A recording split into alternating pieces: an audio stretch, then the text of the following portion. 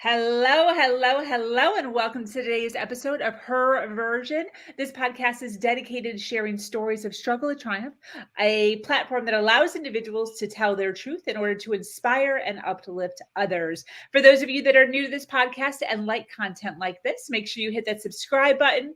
Make sure you follow, like, and share. I am your host, Sabrina Victoria. Let's jump right in.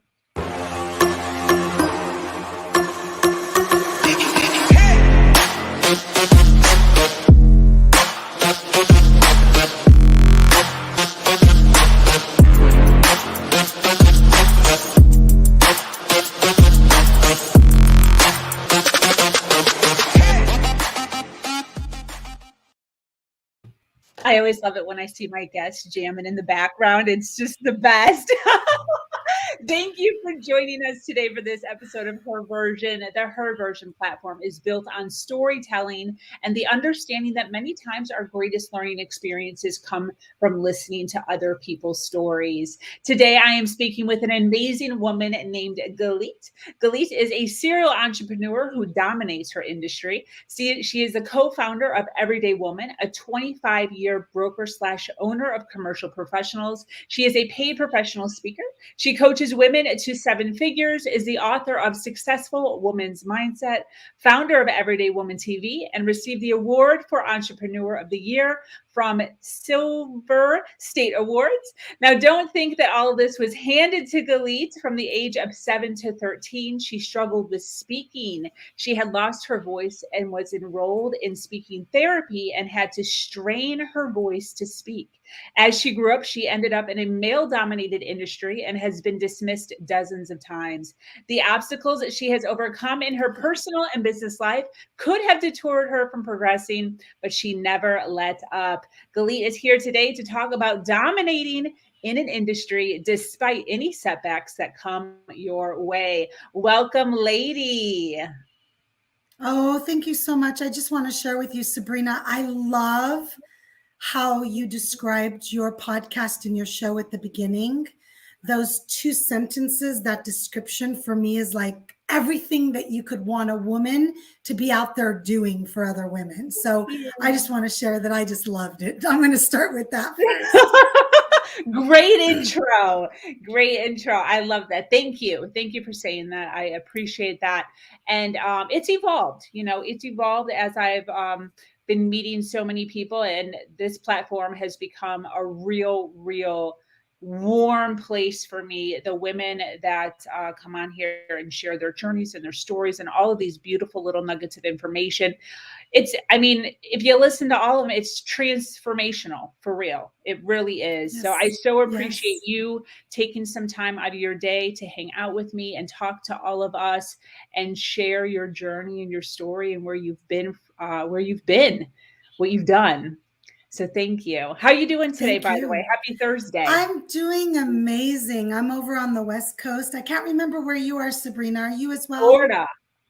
Yeah. So I'm 3 hours. It's a little bit earlier here. It's about 11 a.m. I've already been at it since 7 a.m. because I'm an early bird. I'm doing absolutely amazing. It's gorgeous outside. I have nothing that I can complain about, really. I love it. Nothing. I love it. We're on the opposite beaches because I'm Yes, we are. East Coast on the beach, not just East Coast. Yes, and That's I'm cool. in Las Vegas in the desert. Yeah. I was thinking beach because I saw that beautiful scenery behind you. Oh my gosh, I spend so much time at the beach. That's actually one of the places that I love to go the most, the ocean. And California being so close, I can go often. That's awesome. I love that. Yeah. Well, listen, I so appreciate you being here. I would love to just kind of hand the floor off to you for a couple minutes just to kind of Sure. get an overview of your life and where you've been and your journey, and then kind of just take the conversation from there. Is that cool? Yeah, absolutely. Happy to. Awesome. One of the first things I typically love to share that people, when they look at me, because we live in a society where we judge, it is what it is. They don't recognize a lot of times that I am first generation American. Both my parents are immigrants. They moved here right before I was born. My mom was pregnant with me, about 5 months pregnant. My background is Turkish, Moroccan, Italian, and Israeli. And that Wow. you can't see from this blonde-haired white girl. One of the funnest things for me to do was to get my DNA done because I don't look what I am. And I'm very light like my father, but my mom is dark. And unfortunately, I didn't get her beautiful olive skin, which I would have just loved to have. So I love to start with that because my father and mother moved to America to chase the American dream. My dad was working 7 days a week, 16 hours a day. We were living in a 1-bedroom apartment. It was just me at the time. My brother came 3 years later. And even though I was very little, I was raised in a multicultural home, bilingual. My first language was not English. So my second language was English. I'm the first person in my family to graduate college, to get a master's degree, a bachelor's degree. Everything was firsts because I'm the oldest of 4. But I think I love where I came from because it gave me such an understanding of what it is to work hard. But the best part about my childhood is mom was always about the family. She was a full-time mom, full-time PTA mom. She was raising us. Dad was working hard to build the American dream. They just celebrated their 51st anniversary, and they built this beautiful life together and made sure we understood working hard, but playing harder. And that's a big part of what I am and who I am.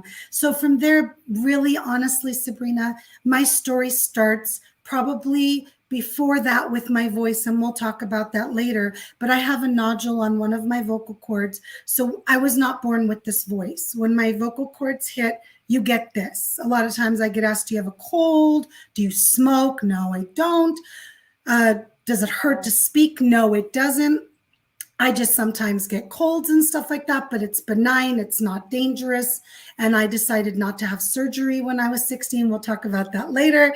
And I really wanted to embrace what I was given, which I believe God gave me. And then he helped me literally find my voice when I was 13 in speech therapy. From there, yeah, and I was terrified to speak in public. It was the most scariest thing in the world the first day of school.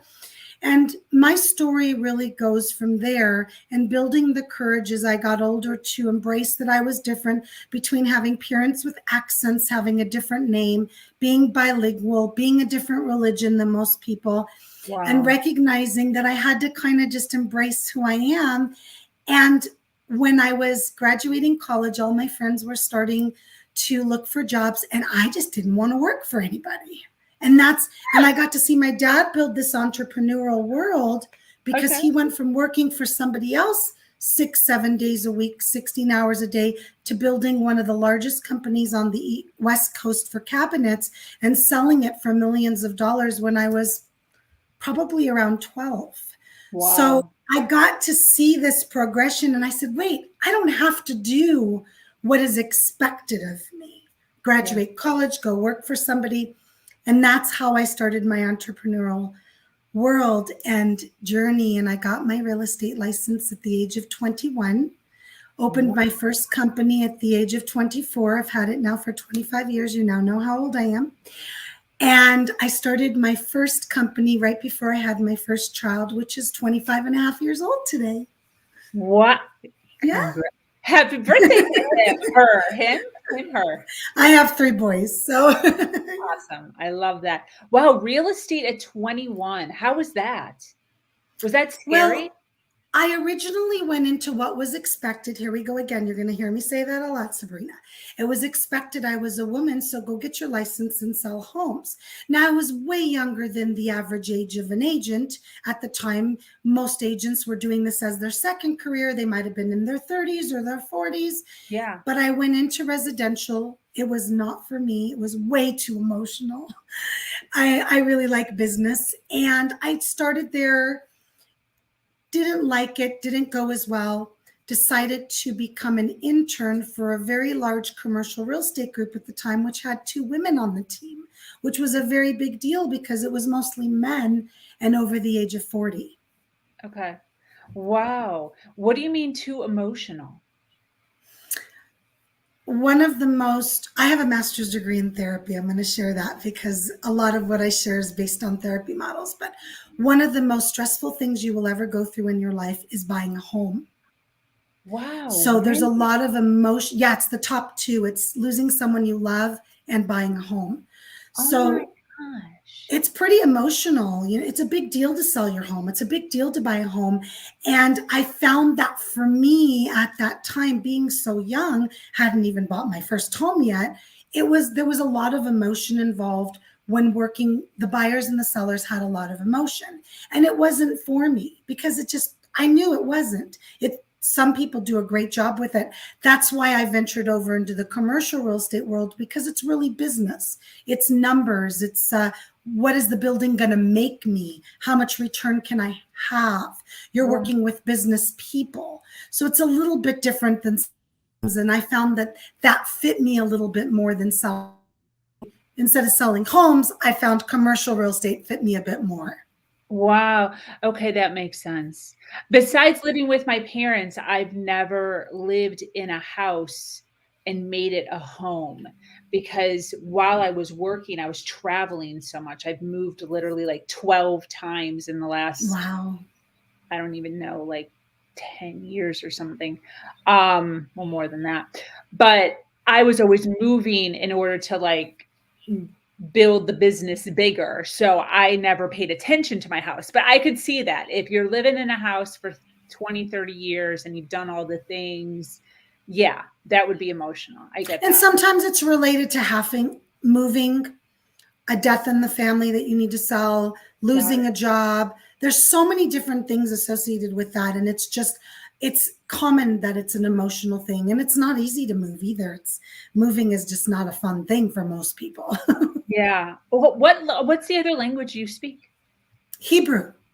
Hebrew. Wow. Yeah, And then is your first name Galit? Is that Hebrew? it No is. kidding. Yeah. I like your name. I think it's beautiful. Oh, Galit. thank you. Thank you. Yeah. It's beautiful. It's tough when you're growing up because we're supposed to fit in these boxes and be like everybody else. Yeah. But when you learn to embrace your uniqueness, and of course it takes some time, Yeah. then you appreciate it. And I love having this name today. And there aren't a lot of us, meaning in my city, or it's, I can't tell you the last time I ran into a Galit. There's a few in my city that I know because we all know each other. There's maybe one or two, but it became part of my uniqueness and just kind of worked with everything else that I was. Yeah. It's so interesting hearing you say that because you don't at I've only lived in the US. So I don't realize that uncommon names here are potentially common somewhere else. So that's interesting hearing you say that. Exactly. Like, yeah, I'm like, I would never. Very common. Wow. Yes, very common name, especially for my age group, because names have age groups. And my age group, when I was running down the beach visiting over there in Israel, my parents, I would hear my name and I think it was my parents, and it wasn't. It was a very common name. I actually would compare it to the name Jennifer. Very common. Mm, No. yeah, yeah, Oh, that is so interesting. I yeah. love that. So you must love it here. You're like one and only. You could be like an oak. Well, I want to hope each of us are one and only, but my name helps a little bit, right? And Yes. completely funny story, Sabrina. In Yeah. the last year, I friended this amazing musician. Her name is Galit as well. Uh-huh. And we're very close, and she's amazing. She's doing fabulous things with her music. She's a beautiful voice. She's a mom as well, and not 20 something, just starting out in the business. And so she's sending me screenshots or tagging me, and it says Galit, and she only uses her first name, and it says Galit Music. And I love it because she's getting all these accolades, and I get to feel like I'm getting them too because it's the same name. Yes, yes, I totally get that. I love that. So fun. Well, definitely a journey. Definitely a journey. I so appreciate that. And you started out so young, in an industry that I don't think that is normal. I so give you some applause for that because I feel like by that age or at that age, because you had to been studying when you were 20. I mean, that's a feat to even think that that's something that was possible for you to do. That's awesome. I feel like I would have been too scared to do that at 20. Like almost I like how dare I? Yeah, I'm going to be honest. I get asked often, why did you get into the industry? And I'll share that. And how were you comfortable with it? I'm going to be honest. I think a lot of it had to do with the fact that I didn't have a fear that a lot of people have, which is fear of failure. I now work with women to show them how to get past it in their business. And I don't think failure scared me because I had experienced quite a bit younger. My best friend committed suicide when I was 15 years old, and I was one of the last people she spoke to. And I never blamed myself. I went through and took care of myself and self-care. And I experienced, of course, the voice thing at such a young age with kids being so mean. Not everybody, but there's always kids that are mean.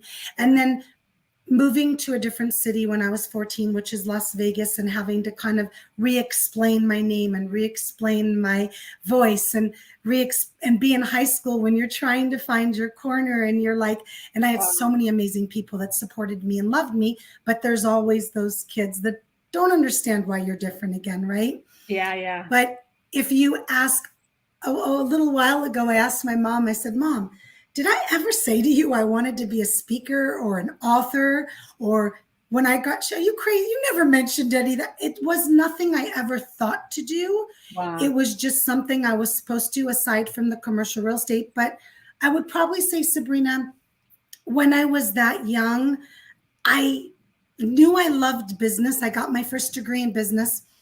I knew I wanted to do something that people wouldn't tell me what I could and couldn't do.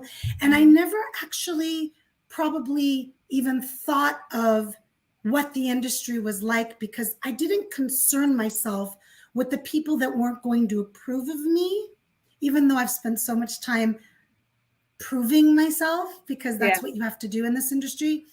But I think I just wanted it. And I was like, all right, we'll figure it out as we go along. And I failed a lot and I figured out some of it and I didn't figure out some of it. And it made me who I am today so I can show other women how to do it too. That's awesome. That's awesome.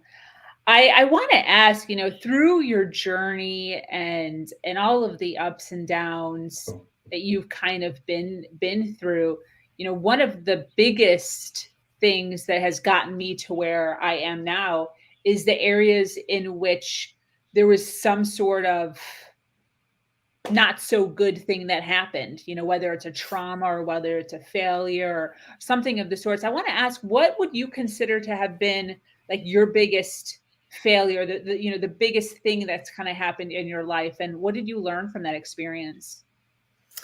Professionally, I will share with you that I don't know that it's a failure. I think it was more of a challenge for me because it was so challenging, but I had to be in commercial real estate during the recession in 2008, 2009.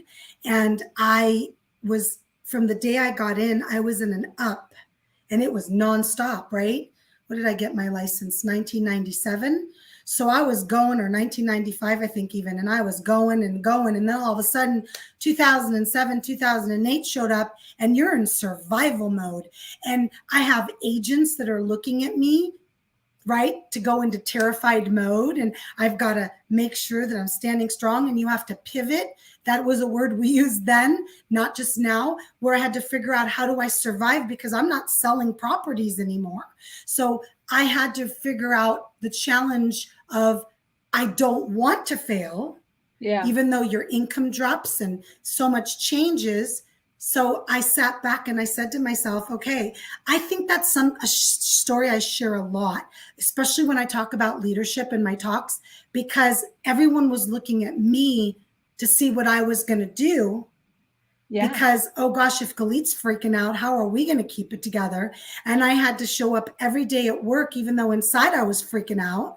And I had to be like, okay, what are we saving today? And we literally, Sabrina, for 2 to 3 years, all we did was save properties for owners, figuring out how they could pay their mortgage, how to get the tenants to stay, figuring out how to buy the notes in auction. I mean, it was the most amazing learning experience for 3 years. I could have never learned that in school. Wow. I could have never learned it. Yeah. Wow. No kidding. Definitely something as far as showing resilience That's Yes. like a whole nother level. That's a lot of weight on your Yes. shoulder. Yes. And Wow. I think for me, the dealing with your biggest failure, and it's not that I don't want to share a failure. I think it's my personality. I'm going to be really honest, Sabrina. When I look back at my life, I don't look at the things that I've accomplished or not accomplished as a failure, because I learned something from every single Yeah. situation. And you ask, how do you, like, if you said to me, how do you deal with your biggest failure?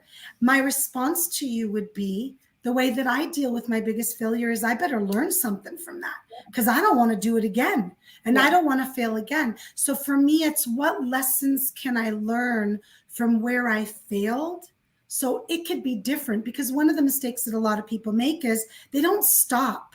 They don't stop and look at their failure and recognize, okay, this is on me. First of all, stop blaming everybody else. This Mhm. is on me. Yes, there are consequences and environments, and yes, but at the end of the day, what could I do differently so it doesn't happen again? Yeah. Learn from that and then get right back out there. Like, don't stop, Yeah. but stop just to be aware and get right back out there. Yeah, 100%. Where do you think that that comes from? Because I feel like there are two different types of people with that. Um, do you think that comes from something? Yeah, I a lot of people ask me how I am so optimistic and positive and I have a mindset that's successful, and I say, first of all, trial and error.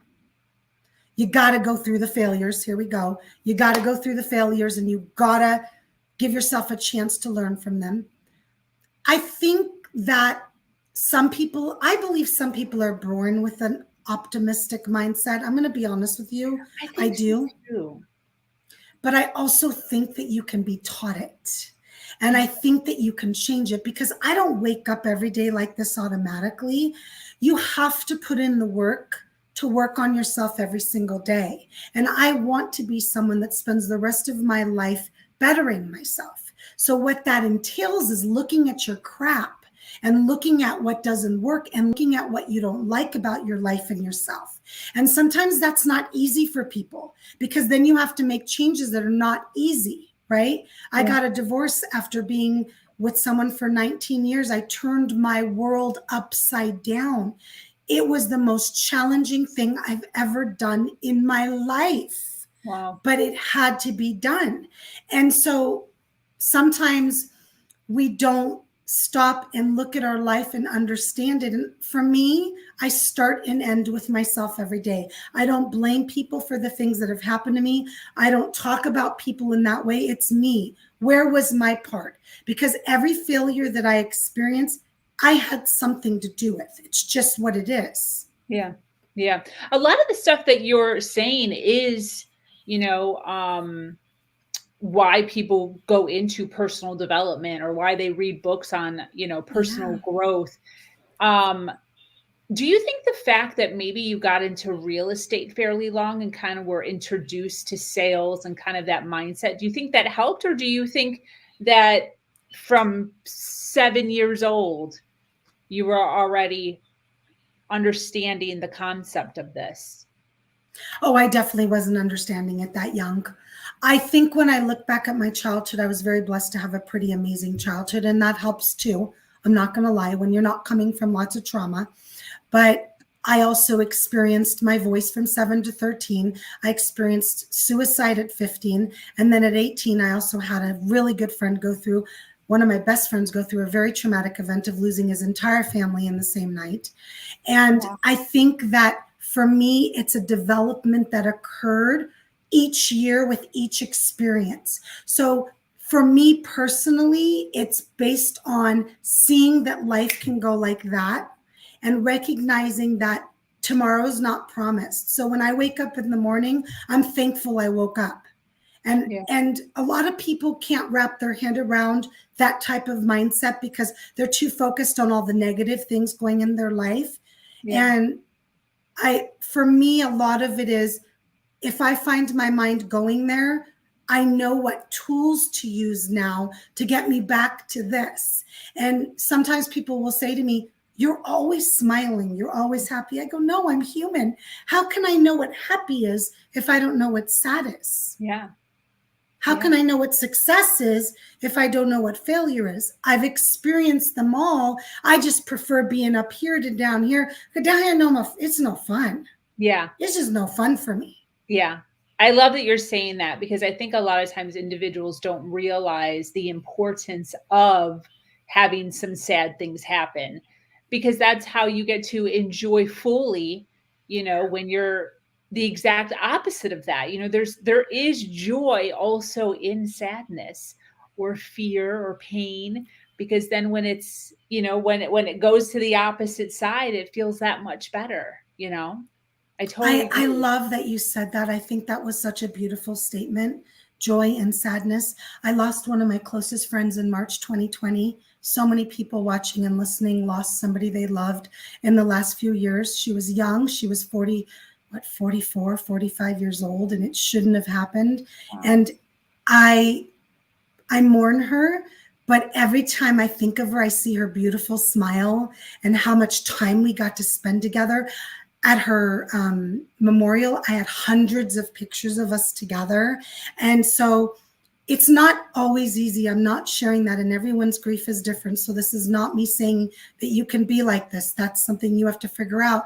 But for me, I find joy in knowing how many birthdays we spent together, how many times we went out of town, how many events we went to together, how many pictures. Like, I feel like even the time we had together was so amazing that when I get sad, and I do, I see her face, and then it makes me feel better. Yes. What was her name? Kimberly. Kimberly. Yeah. Oh, I love that. Hello, Kimberly. Yes. Reading off your intro and, knowing all of the things that you have done and all of the things that you have come into you in the future. A lot of times, individuals can look at you and just think, you are where you are and good for you. But I like to notate, that it didn't happen just within the blink of an eye. There was steps that kind of went along with, you going from 20 years old to where you are now.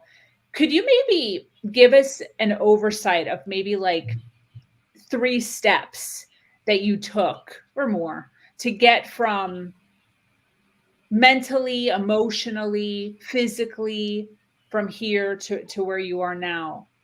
Because it's not just a snap Absolutely. of a I had a very successful, let's say successful, appreciative work ethic from a very young age. I got my first job at an age where you had to get your parents to sign a piece of paper to get you a worker's permit. I was 15 and a half. That was a choice. I didn't have to work. I was very thankful. My parents said, you don't need to work. I'm like, doesn't matter. I want to. So I would say the first thing that I would share with you to get to that mindset is you've got to first do something you love. And I'm going to come from a business perspective because my brain is always in the business end. Yeah, mine But too. you've got to I do love it. something you love, right? If you Yeah. wake up every morning and you hate what you do, that's going to start your day off on the wrong foot. I do my best to love everything I choose to do. It's not humanly possible to love everything. Like, I've got to pick up the dog poop after I get off this. It's just what it is. I got to do the dishes, and I have to. If I don't do them, they're not going to get done. Yeah. But I do my best to do what I love every day, especially in my profession, which we spend a third of our life in at least. If you're an entrepreneur, you're spending way more than that. So that's the first thing I would do, is say, love what you do. The second thing I would say is gratitude. I'm not who I was 30, 40 years ago. Okay. I'm going to be 50 this year. I am proud to say that. And I am not the same person I was 20 years ago. I didn't have the same patience that I have today. That's the number one thing I grew the most in. Having 3 little children under 7, I had my first at 24 years old. And you don't have the kind of patience. So I would highly recommend that you step back and you ask yourself, what am I thankful for? And there are days where you really need to search and you really need to dig. I know people that lost husbands during the crazy times, and they're young like me, and it can't be easy to find it. Yeah. But if what other choice do we have, especially in hard times? So the second thing I would say is wake up every morning and find at least 3 things to be grateful for that day. I don't care if it's the clouds in the sky. I live in a beautiful sunny state. Some people are in snow. Well, that's something to be grateful for. I don't like the cold. So I would absolutely suggest gratitude every single day. And the third thing that I would say, the third step would be you've got to work on your mind every day. What does that mean? For whatever reason, our minds are programmed to focus more on negative than positive. Mm-hmm. And I told you, I went and I got a master's degree in therapy. I even worked as a therapist for a while. And I learned so much about the models of therapy. And what I could share is if you work on those negative thoughts every single day with positive thoughts, they do go away, because mine are not there 95% of the time now. Yeah. And I'm more present, I'm more relaxed, I'm more calm, because I work on it every single day. Absolutely. What would you say to somebody who does aspire to be bigger than they are now, but are scared, nervous, timid? Yeah.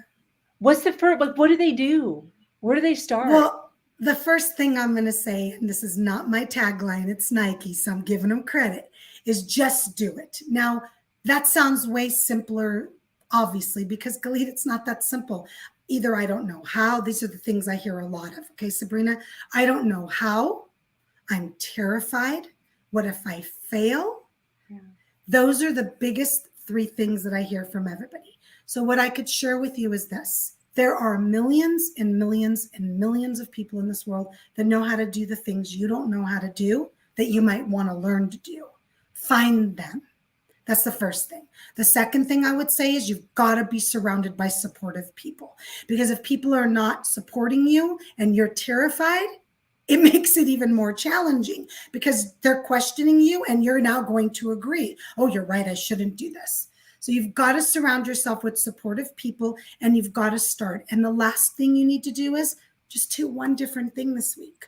Add one thing to your list, just the smallest, littlest thing.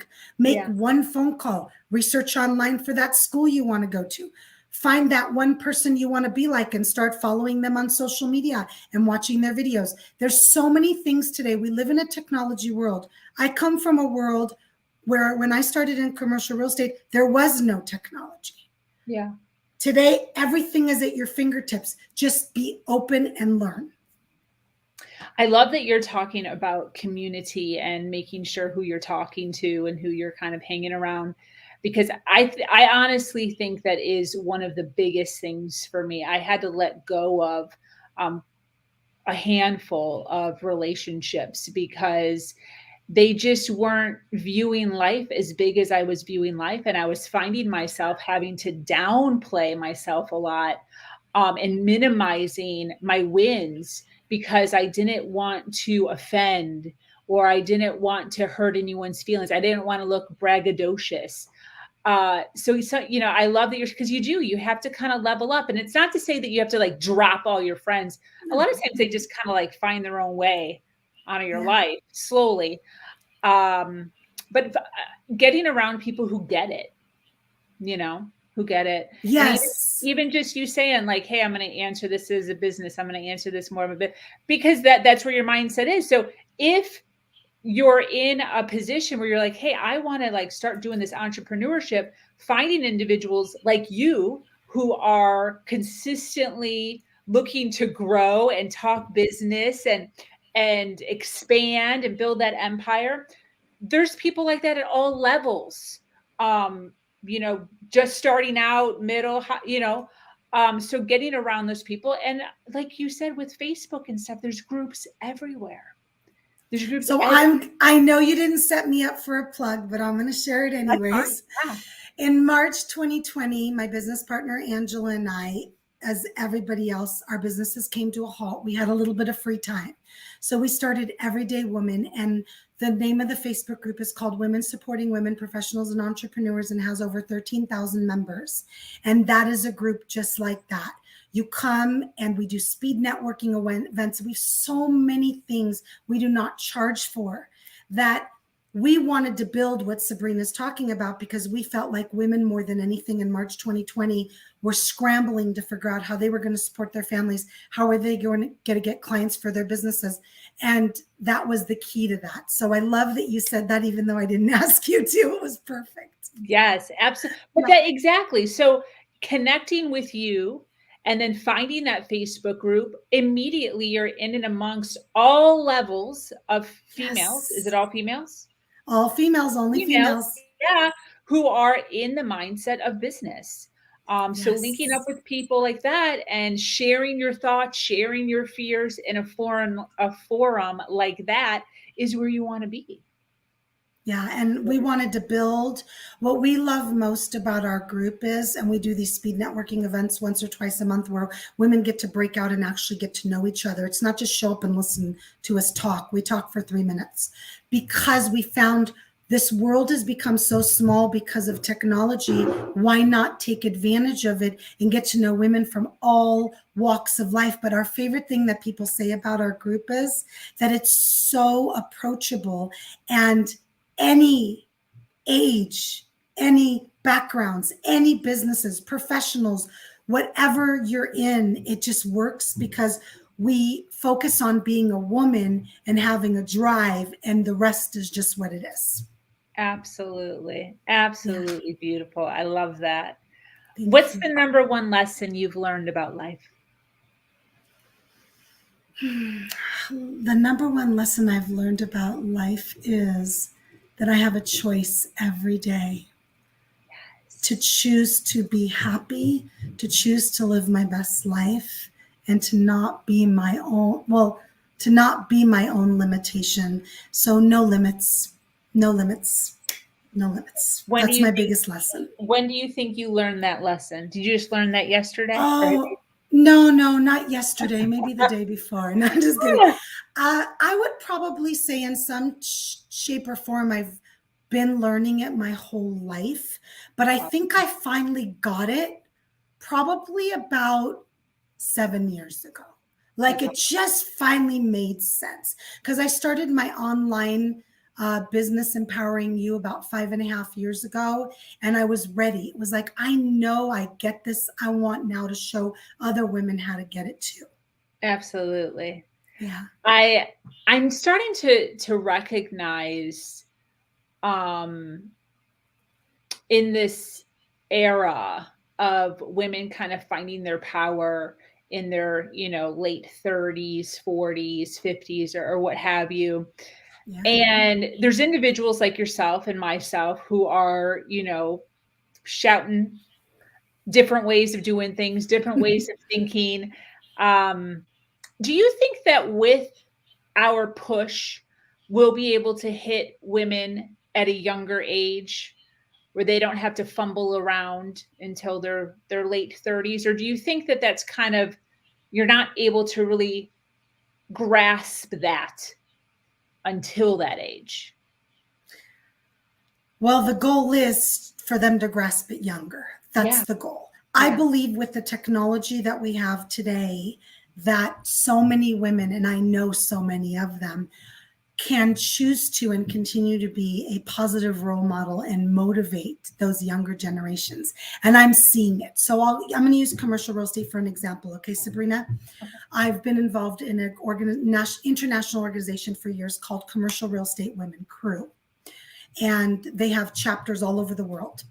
And we have one here in Vegas. And there are younger women coming to the luncheons now that want to learn about the field. And these women that are my age and even a little bit older are out there saying, I want to mentor you. And so I mentor women. I've been mentoring women and men, by the way, my entire career. And I think that it will make a difference in the different professions. I think the biggest challenge is, as women in male-dominated industries, we must, and I'm going to say must because I'm going to go there, we must mentor the younger generation. So I'm a volunteer at the university here that I'm like, hey guys, put me to work, and they have a real estate degree, a bachelor's in real estate.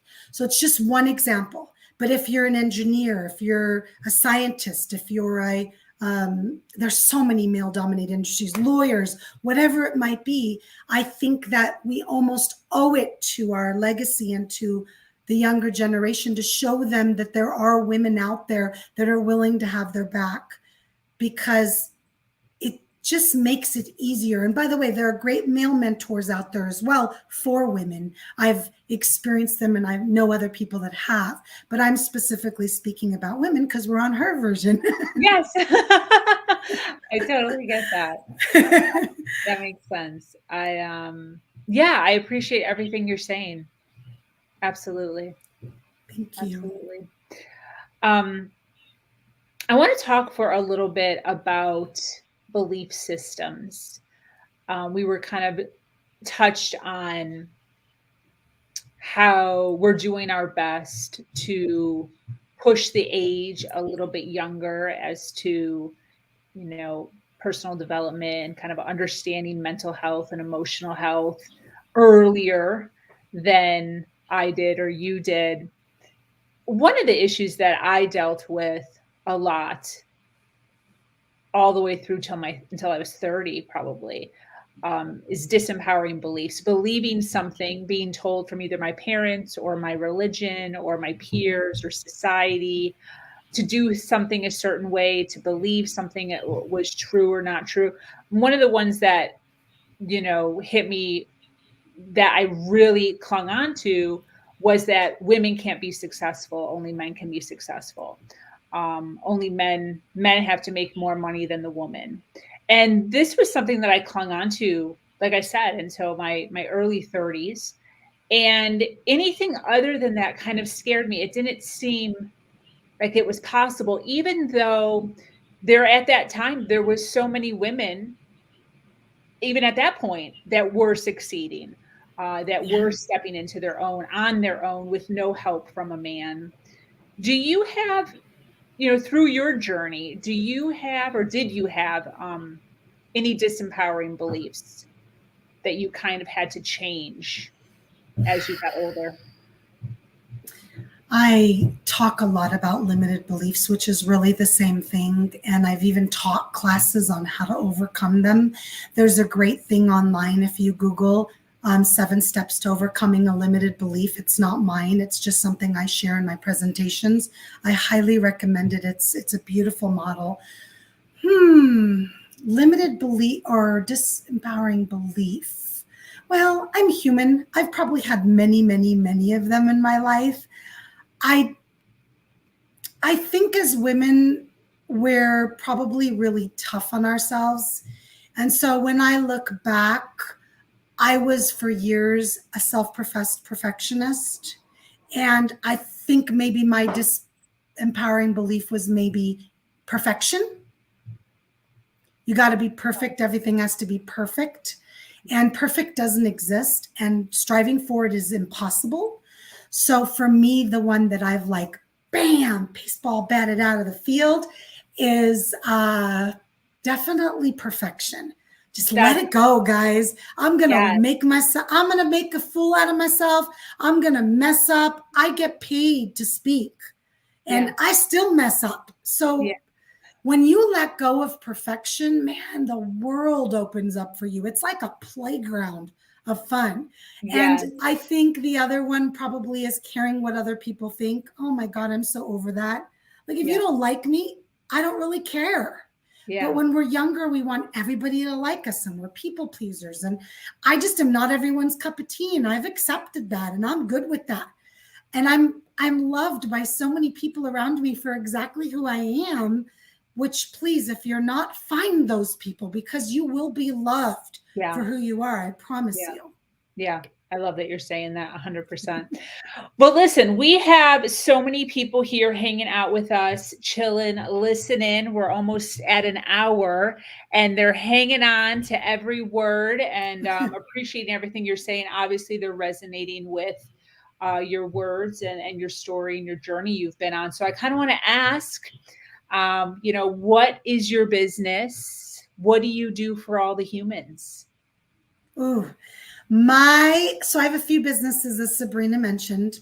I have the commercial real estate business that I've been broker owner of for 25 years, and we manage, lease, sell multi-million dollar in commercial real estate properties. I now, because I've been doing it so long, I'm getting into development and also, of course, investing myself. I'm really excited about a project I have coming up in the next few months that I'm part of developing and creating. And 5.5 years ago, I wanted to show women how to be successful because I've been working with so many men for so long. And I started Empowering You, which really is working with women to show them how to be successful in their business through marketing and effectivity, efficiency, productivity, lead gen, and all of those things. My goal is to get every woman to 7 figures, because 4.2% of women-owned businesses are making 7 figures or more. That's a statistic by the National Association of Women Business Owners. I mean, it's legit, guys. It's out there, and I'm over it. I'm over it. More women need to be making more money because you deserve it, because money's fun. There's nothing wrong with money. And I do corporate training and development as well. And then, as I mentioned to Sabrina, in March 2020, we started Everyday Woman. And one of our most fun projects is we now have Everyday Woman TV. I don't even know if Sabrina knows. I do. I saw it. Did you? I saw Everyday Woman TV launched in November. We have 35 shows today. Wow. And we're growing by 2 to 5 shows a week, meaning different women creating their own shows, because Everyday Woman really is on the platform of you've got to be known and seen to get more clients. And our women all have their own businesses. And that's what Everyday Woman TV is. So you can check that out. It's on 19 platforms, Amazon, Apple, Roku, smart TVs, it's everywhere. So our goal is to grow that to a household name and to have it everywhere so women can share their expertise. Yeah. Absolutely. So cool. I didn't realize that there was that many on there. Yes. So if you go now, there might not all be on there just today because they're still developing their shows. By the end of the March, we'll have 35 live, but we're also adding 2 to 5 new shows a week. And, it takes a little time. It takes about 2 to 4 weeks for them to get on there. Yeah, no, I totally get that. That is awesome. And that just started in 2020 also. 2021. March 2020, we started Everyday Woman. And then we just started the TV channel in November. Wow. Yeah. That's amazing. That's absolutely amazing. What does success mean to you? The first word that comes to me is happiness. And I always share the first thing. I don't think about what I say. Happiness. For me, success is based on being happy. And I would say for each person, it's different. So for me, happiness is, because I have to explain what happiness is because it's success, is a balance of work and life. And this is where people get a little funny. What do you mean? How can I get to 7 figures if I actually have a life? Yes, you can. I've raised 3 children and I travel regularly. I take weekends off, not all the time every weekend, but most weekends. And for me, success means finding happiness and doing what you love and making a difference in the world. And for me, success is just based on all of those things. That's great. That's great. One of the things that I love to do is give advice, or have my guests give advice. This platform was originally started because of my past with narcissistic abuse. So the foundation of the members are from some sort of abuse. And a lot of times those individuals, are still trying to find themselves. They're still trying to figure themselves out and find their own voice and find their own power, whatever that looks like. And I'd like to kind of ask you, for them and for everyone who's listening right now, what would be some advice that you would give to a female listening who is struggling with becoming their authentic self? The first thing I would say is that if you've gone through a difficult thing in your life, a trauma or an unpleasant experience, everybody has different levels. And I think that you need to make sure that you're getting the mental health piece first. So please get help. Obviously, I believe in therapists. I had a therapist before my divorce and throughout my entire process. And I think that I'm thankful for therapy and I recommend it to a lot of people. So first, let's take care of the mental health and get a professional to help you. The second thing that I would say is it gets better.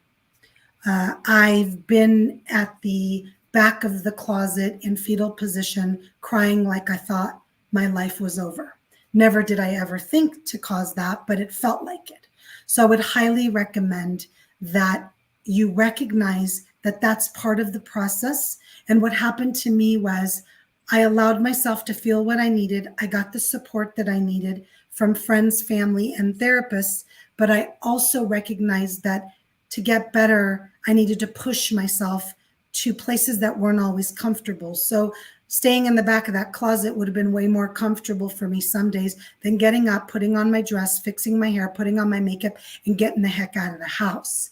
Yeah. So sometimes you have to do things that feel forced, but I'm promising you that it gets better. And to be your genuine and authentic self, I'm going to go back to recognizing that it's possible that many of you have experienced situations where you are not permitted to be your genuine, authentic self. And if that is the case, it is time for you to recognize, hopefully you're out of those situations and you're healing, that it's time for you to surround yourself with people that allow you to be yourself no matter what. As long as you're a kind person, and please be kind, you deserve to be who you are. I don't care if it's goofy. I don't care if it's serious. I don't care what it is. But surround yourself and find those groups. And Sabrina mentioned there is no lack of place today for women to support women. And if you're in the wrong group and they're not supporting you, get the heck out. Yeah. If it's a local support group in person, if it's a virtual support group. When I got divorced, I started a private support group for divorced women on Facebook. No one could even find it. You had to be personally invited and speak to me before I would even let you in. So there are places for those things. Okay. There are places for that. Absolutely. And again, that's community, right? Yes.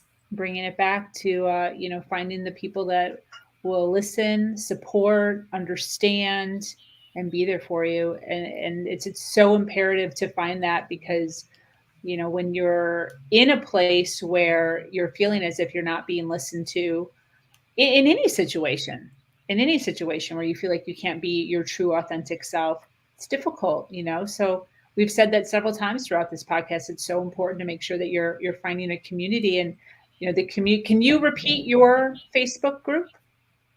Oh, yeah. So if you go to Facebook and you look up Women Supporting Women Professionals and Entrepreneurs, you can also private message me. I'm happy to just send you the link.